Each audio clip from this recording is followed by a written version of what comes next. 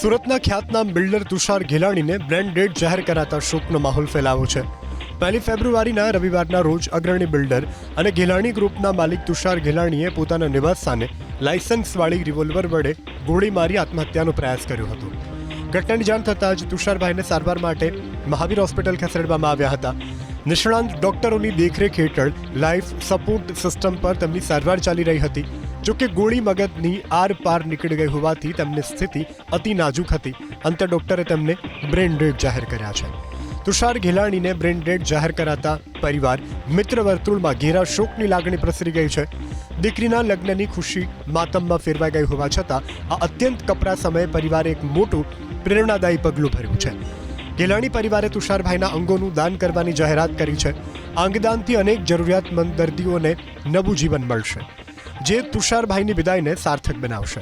જોકે તુષાર ઘેલાણીએ અંતિમ પગલું કેમ ભર્યું તે કારણ પણ હજુ પોલીસ અને પરિવાર માટે રહસ્ય બનેલું છે. ઉમરા પોલીસે ઘટના સ્થળેથી રિવોલ્વર કબજે કરી આપઘાત પાછળ શું કારણ છે તેની તપાસ શરૂ કરી છે. મારા પપ્પા તુષારભાઈ ઘેલાની હમણાં મહાવીર હોસ્પિટલમાં એડમિટ છે. એમનું બ્રેન ડેડ ડિક્લેર કરવામાં આવ્યું છે.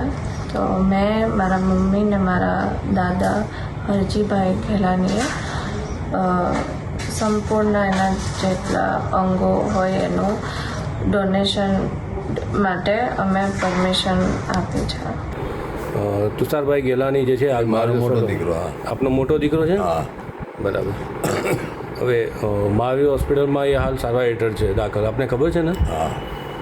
તો એના અંગદાન કરવાની વાત ચાલે છે, તો એ અંગદાન બાબતની આપની રાજી ખુશી સંમતિ આપી છે? પરમિશન અમે અમારા પરિવારને પૂછીને જ આપી છે. આપે આપેલી છે પરમિશન? હાજી.